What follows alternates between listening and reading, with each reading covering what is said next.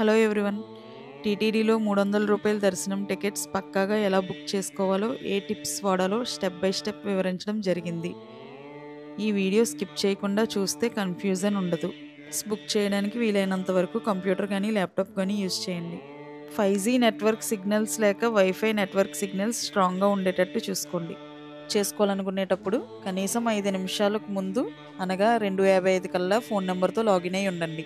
3 PM sharp అయ్యేసరికి special entry దర్శనంపై click చేయండి. Virtual queue లైన్లోకి వెళ్తుంది. వెళ్ళకపోతే మళ్ళీ క్లిక్ చేయండి. స్క్రీన్ ఆటో రిఫ్రెష్ అవుతుందని ఎదురు చూడకండి.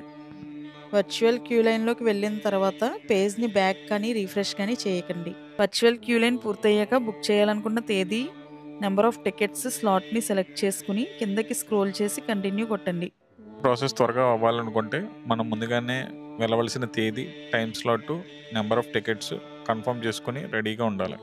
తర్వాత పిలిగ్రిమ్ డీటెయిల్స్ అనగా name, age, gender, photo, ID proof, Aadhaar number type చేయాలి. పేర్లను త్వరగా టైప్ చేయడానికి వీలుగా షార్ట్ నేమ్ పెట్టుకోండి. ఆధార్ కార్డ్ నెంబరు ఒక ఫైల్లో సేవ్ చేసుకుని పెట్టుకోండి. దీనివల్ల మనం వెంటనే కాపీ పేస్ట్ చేయడానికి వీలుగా ఉంటుంది. తర్వాత జనరల్ డీటెయిల్స్ అనగా email, city, state, country, pin code type చేయాలి. కాపీ పేస్ట్కి వీలుగా ఈమెయిల్ ఐడి ఫైల్లో పెట్టుకోండి.